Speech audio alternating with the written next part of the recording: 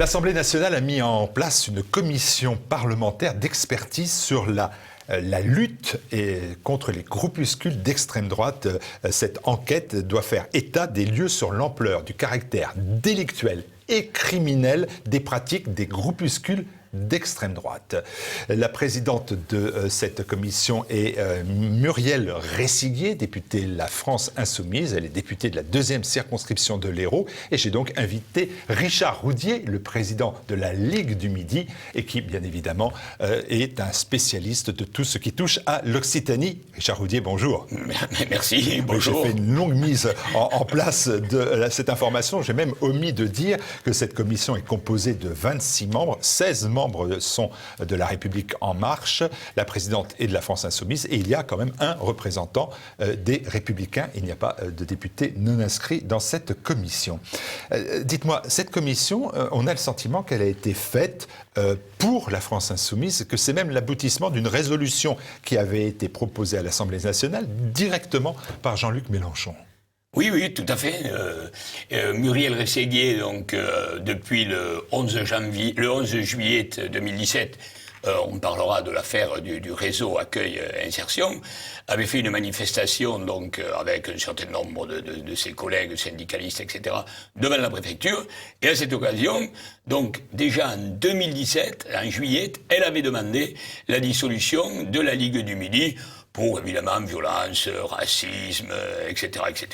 Enfin bon, nous sommes des vieilles troupes, nous sommes toujours là et toujours fidèles au poste. Alors on a vraiment l'impression que Mme Ressiguier a une dent contre vous, personnellement, premièrement parce qu'elle est de l'Hérault, que l'ensemble de ses invités lors des réunions de cette commission sont souvent de l'Hérault, on le verra, et que on retrouve cette haine, même ce harcèlement à votre égard, dans la proposition même de résolution présentée par Jean-Luc Mélenchon, qui vous cite nommément pour avoir menacé, j'utilise bien les termes, et ça vous allez devoir vous en expliquer, menacé le directeur du port de Sète qui voulait ouvrir son port aux bateaux de migrants, l'Aquarius. Il est vrai que l'on a recasé dans cette fonction le communiste Jean-Claude Guesseau, qui est connu puisqu'il a associé son nom à une des pires lois liberticides en Europe. Est-ce que vous avez menacé Jean-Claude Guesseau? Non, bien entendu. Je connais Jean-Claude Guesseau dans la mesure où nous sommes tous les deux de Béziers. Et donc il était, cet homme n'a jamais travaillé de sa vie. Et, il était ministre. Oui, c'est pas un travail, c'est une fonction. Mais enfin, je veux dire, un vrai travail dans lequel on a les mains sales, on sue, le soir on a des courbatures. Non, Jean-Claude Guesseau ne connaît absolument pas ça. Et il a été recasé, donc, et à cette occasion, il a quand même craché dans la soupe et il a renié son passé de militant et de cadre du Parti communiste pour se retrouver au Conseil régional avec des positions plutôt social-démocrates et obtenir une bonne place donc au port de Sète. Oui, mais alors qu'est-ce qui amène Jean-Luc Mélenchon à dire que Jean-Claude Guesseau a été menacé par la Ligue du Midi? Au moment de l'affaire de l'Aquarius, parce que vous savez que la Ligue du Midi est un peu sur tous les coups, au moment de l'affaire de l'Aquarius, Jean-Claude Guesseau avait offert le port de Sète pour accueillir l'Aquarius. La Ligue du Midi, donc, est intervenue, comme c'est son rôle de le faire. Elle est allée manifester contre l'Aquarius à Marseille. Et nous avons donc tiré les sonnettes à un certain nombre de mouvements ou partis, comme le Rassemblement National, Debout la France et d'autres, pour venir manifester à Sète. Et à cette occasion, j'avais fait un article plutôt amusant, sous forme de communiqué, dans lequel je rappelais que M. Guesseau avait l'habitude de s'occuper d'un certain nombre d'autres choses qui ne concernaient pas du tout le port de Sète, qui lui concerne l'eau, concerne la flotte, alors qu'il est plus assidu à la dive bouteille, et on peut dire qu'il a les mêmes habitudes que M. Jean-Claude Juncker.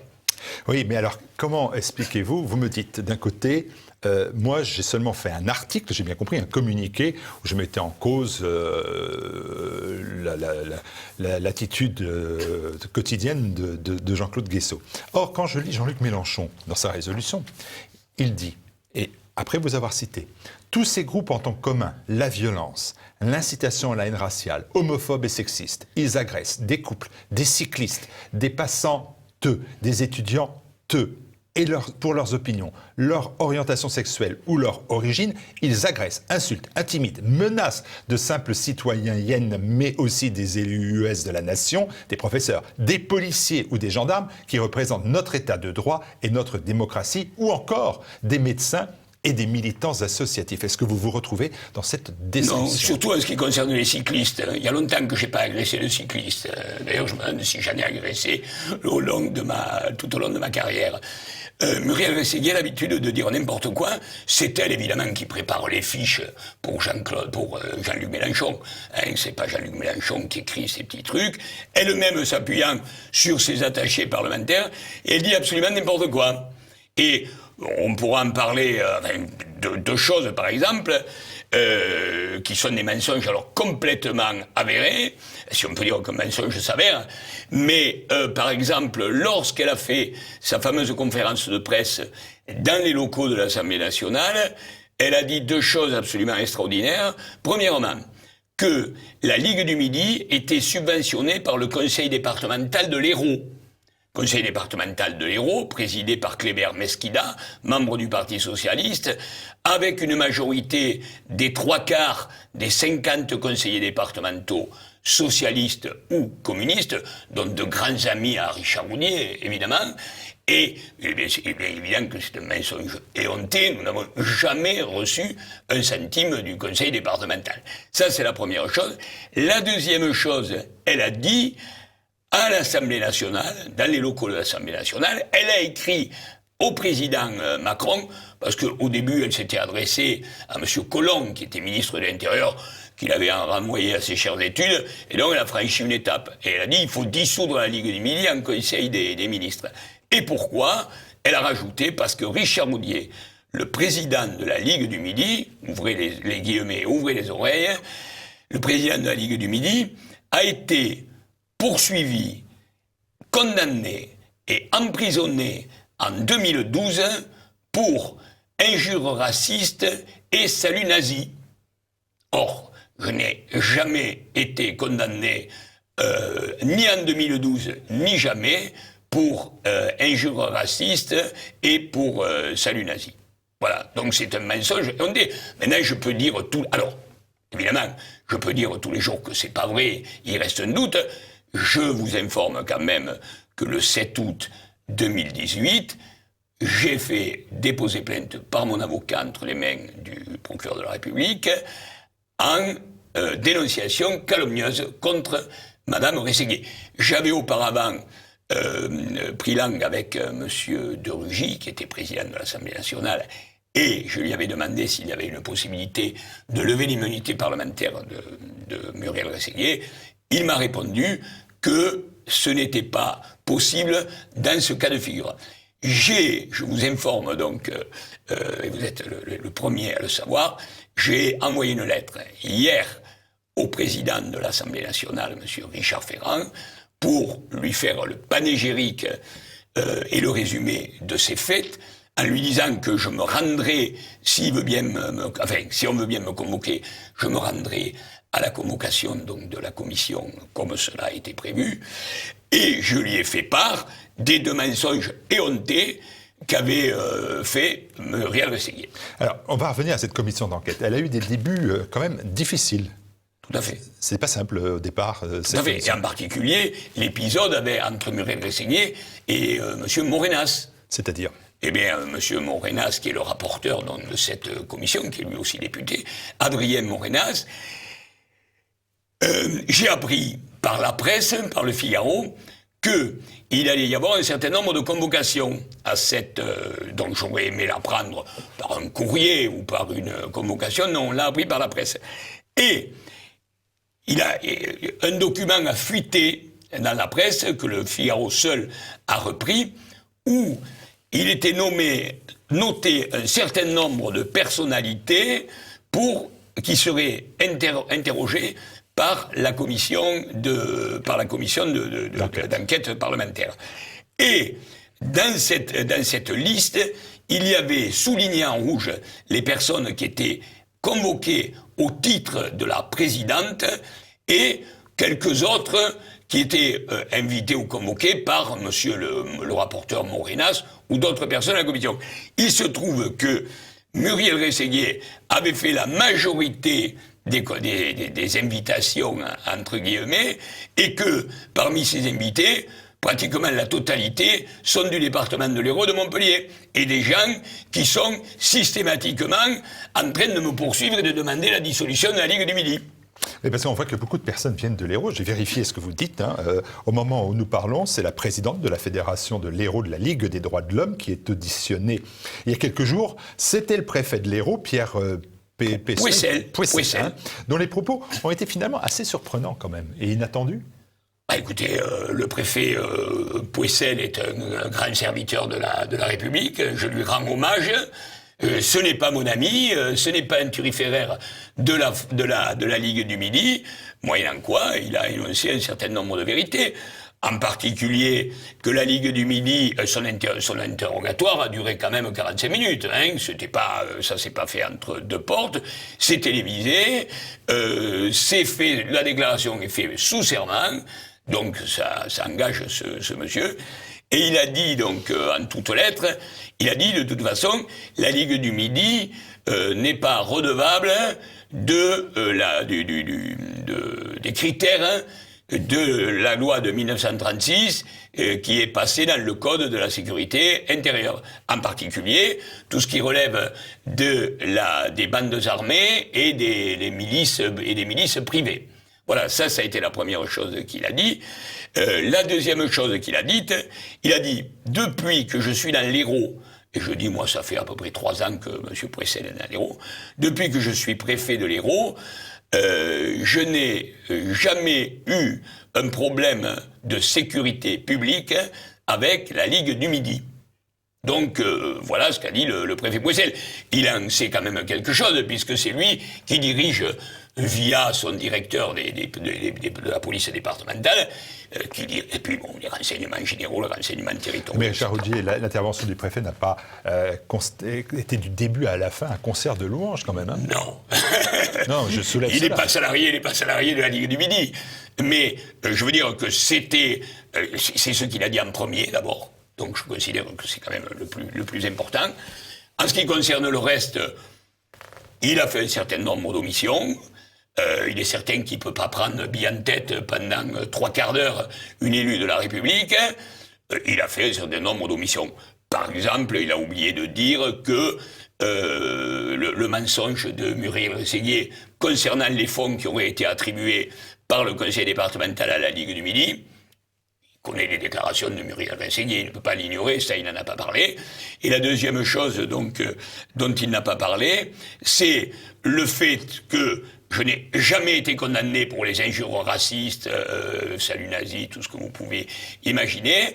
Il n'en a pas parlé, il n'a pas relevé ce mensonge par omission de Muriel Rességuier. Alors il reste dans le viseur de Muriel Rességuier, que j'essaie de bien comprendre, l'affaire de l'évacuation de la fac de droit de Montpellier. Et le RAIH qui est à la source. C'est quoi? Ce sont deux affaires qui reviennent toujours dans son esprit. Alors, de quoi s'agit-il et en quoi êtes-vous responsable et coupable? Alors, le RAIH, c'est Réseau Accueil Insertion de l'Hérault. C'est-à-dire cet organisme, il y a 2 organismes de ce type à l'Hérault, et ils accueillent les migrants mineurs isolés de l'Hérault. Et il y en a 400 qui sont accueillis, logés, nourris, formés par le Conseil général. J'ai trouvé quand même que ça faisait un peu beaucoup. Nos amis du Conseil général, nous avons quand même des représentants des conseillers départementaux qui sont parmi nos amis, que je ne citerai pas, mais tout le monde les reconnaîtra, nous ont alertés en disant il y a quelque chose quand même qui ne va pas, il y a des sommes extrêmement importantes qui sont allouées à des associations. Et sur intervention, le président du conseil départemental, Kléber Mesquida, a dit oui, nous touchons des subventions que nous redistribuons et un migrant mineur isolé touche la bagatelle, ça c'est moi qui le dis, coûte la bagatelle de 100 000 € par an. C'est pas moi qui le dis, c'est le président Kléber Mesquida. 100 000 € multipliés par 400, vous voyez un peu les jolies sommes. Or, ces deux associations vivent là-dessus. Elles n'ont aucune autre ressource. Quasiment à 90%, elles vivent là-dessus.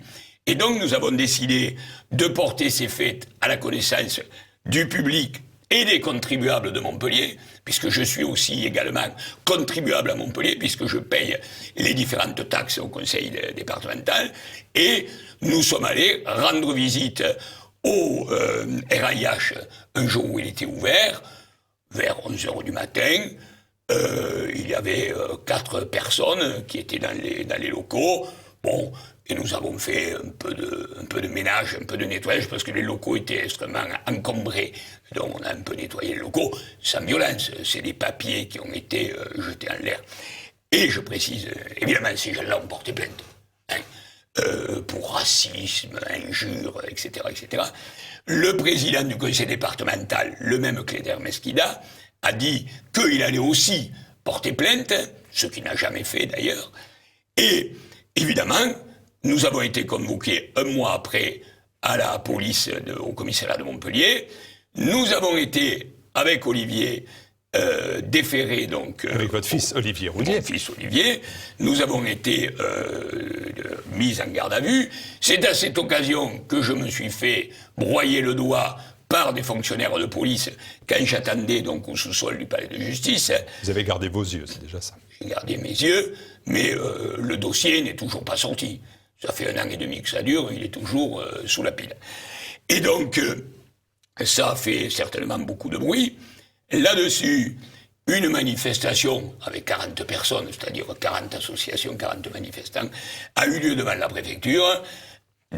Il y avait Muriel Rességuier, il y avait Madame Mazas, il y avait Madame Fortunato du syndicat Sud Solidaire, etc.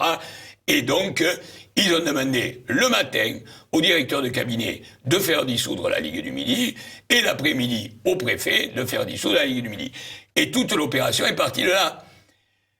Mais ce qu'il faut savoir par la suite, c'est que nous sommes passés évidemment à un correctionnel. J'ai été relaxé. Mon fils a été condamné à 1 mois, dont nous avons relevé appel. Donc la condamnation n'est pas définitive. Et je pense qu'elle va se terminer en eau de boudin. Pourquoi ? Parce qu'à la suite de cela, le conseil départemental a quand même été un peu interloqué. Et il a commencé à faire une petite enquête interne.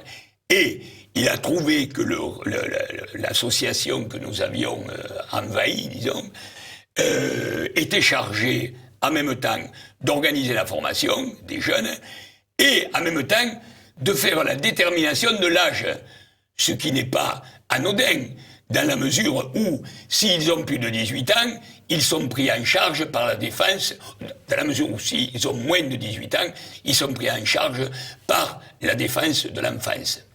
Et donc, ils sont redevables des sommes dont je vous ai parlé tout à l'heure. Or, il devait y avoir au moins 30% de ces jeunes qui avaient plus de 18 ans. L'un d'eux avait même 35 ans. Voilà. Donc, le Conseil général a senti le vent du boulet, sachant que nous étions derrière cette affaire, et il a supprimé les subventions au fameux réseau, lequel, évidemment, a déposé les bilans, a renvoyé donc le personnel. Évidemment, comme toutes les petites mains de l'extrême gauche avaient un certain nombre d'intérêts à ce que cette association vive, ils ont déclenché l'opération contre la Ligue. Mais est-ce que vous n'êtes pas des activistes quand on voit que cette fois-ci, c'est dans l'histoire de la fac de Montpellier qu'on vous retrouve ? Alors, on ne nous retrouve pas dans l'affaire de la fac de Montpellier.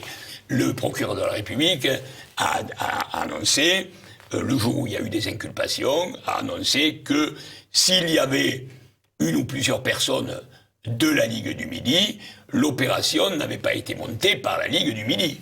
Et tout le monde sait aujourd'hui que c'est une opération qui a été montée à la sauvette. Rappel de l'opération de cette fac de Montpellier. De quoi s'agit-il ? Alors, le rappel de l'opération, et c'est extrêmement important, c'est pas anodin. Le préfet dit, mais je vois pas pourquoi j'aurais fait intervenir la police alors qu'on m'avait demandé de faire une assemblée générale. Bon, je rappelle que la fac, on était au printemps. Voilà, est occupée par les grévistes d'extrême gauche. On était au printemps.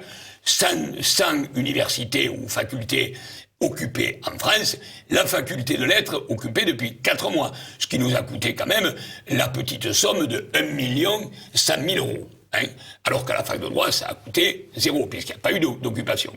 Donc, ce jour-là, 22 mars 2018, pourquoi je souligne cette date?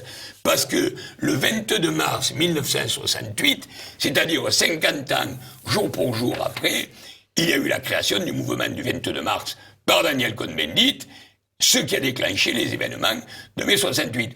Donc, la date, un fonctionnaire, un président d'université, un préfet, la date aurait dû lui faire tilt, comme elle m'a fait tilt à moi.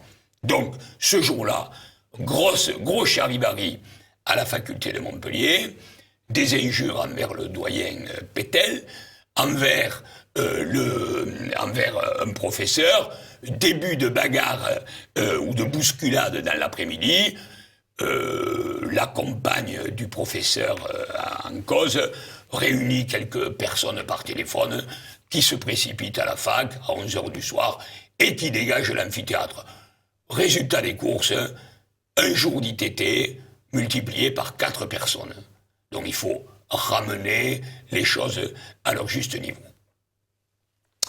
La Commission voulait dans un premier temps convoquer Marine Le Pen et Marion Maréchal. Ils sont revenus sur cette convocation. Est-ce que vous pensez qu'elle était justifiée ? Je ne vois pas pourquoi, puisque le Front National... En fait, il y a, en dehors de la haine de la Ligue du Midi, il y a quand même une chose qui, pour elle, est importante, c'est les problèmes de financement. Donc, nous, ça ne nous concerne pas, puisque on a des budgets qui sont totalement dérisoires, mais ce qui les a interloqués, c'est le bateau Defend Europe et l'opération avec des hélicoptères sur le col de l'Échelle. Voilà, ça, c'est qui est une opération, une génération identitaire. Voilà, ça c'est l'intéressé. C'est la première des choses. Et la deuxième chose, c'était les liens qu'il pouvait y avoir entre la mouvance identitaire dont nous faisons partie, en même temps que génération identitaire, vis-à-vis donc du Front National, enfin du Rassemblement National. Et c'est pour ça que, très gentiment, elle a invité Marion Maréchal Le Pen et Marine Le Pen, évidemment, pour essayer de trouver que la bête immonde avait de nombreuses têtes. Alors, on parle tout le temps de vous dans cette commission d'enquête, l'impression qu'elle est faite d'ailleurs même pour vous, et est-ce que vous avez été invité à non, pas du tout. Alors, j'ai demandé donc au président Ferrand, j'ai dit, je veux bien être invité, mais je voudrais quand même que Muriel Rességuier ne soit pas la présidente, ne soit plus présidente et qu'elle soit révoquée. Les derniers événements me donnent parfaitement raison. Quand je parle des derniers événements, c'est premièrement la perquisition au domicile de Jean-Luc Mélenchon et de la France Insoumise, et les convocations donc qui en a été faites, puisque à partir de ces événements, Jean-Luc Mélenchon a été convoqué. Je pense qu'il a dû y aller. S'il s'y est rendu, j'ai regardé la presse et j'ai regardé les dépêches, je ne l'ai pas trouvé. Il a dû s'y rendre normalement en fin de semaine dernière. Donc, des gens qui sont convoqués par la police judiciaire sur demande de la justice pour des affaires de violence et de menaces sur personnes détentrices de l'autorité publique et personnel, police et justice, je trouve que ça fait quand même un peu gros de venir nous demander des comptes à nous. Oui, mais votre corps, il n'est pas sacré. Alors, dites-moi, la commission d'enquête va émettre des propositions, notamment relatives à la création d'outils visant à lutter plus efficacement contre les menaces d'extrême droite perpétrées à l'encontre de nos institutions et de leurs agents, ainsi qu'à l'égard des citoyennes et des citoyens.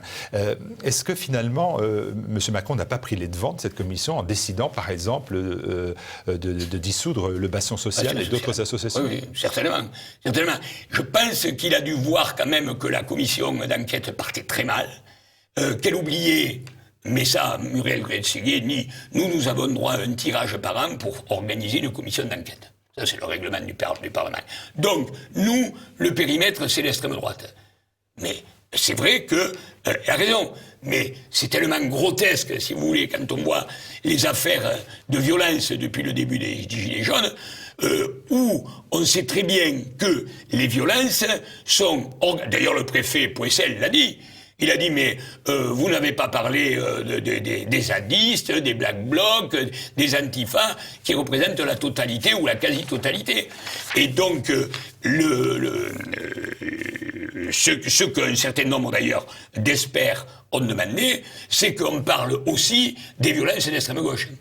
Il y a une proposition, je le dis pour les téléspectateurs, de résolution présentée par les Républicains et par son député du 17e arrondissement de Paris, Brigitte Kuster, qui voulait étendre l'enquête à la lutte contre les groupuscules prenant la violence, notamment ceux d'extrême gauche. Cette résolution n'a pas été votée. Dites-moi, dernière question, rapidement, est-ce que vous avez peut-être peur d'être confronté à cette commission, notamment au député La République En Marche, membre de la commission, Mjid El Guerab?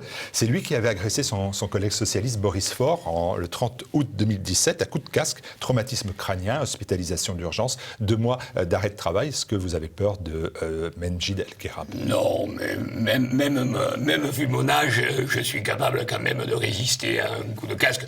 Enfin, c'est vrai que ça fait quand même un peu désordre d'avoir quelqu'un qui se bat à coup de casque et qui, sur la tête d'ailleurs de ses collègues du Parlement. Donc, moi, ce que je veux simplement, c'est être présent, comme je l'ai demandé à M. Ferrand, Richard Ferrand. Je veux être présent et je veux dire toute la vérité sur cette affaire. Mais je suis tout à fait confiant, comme on dit, à la justice. Voilà, une commission d'enquête dirigée par une élue communiste et concernant les crimes et délits de l'extrême droite. Merci Richard Audier d'être venu nous en parler avec toujours le même dynamisme, la même faconde.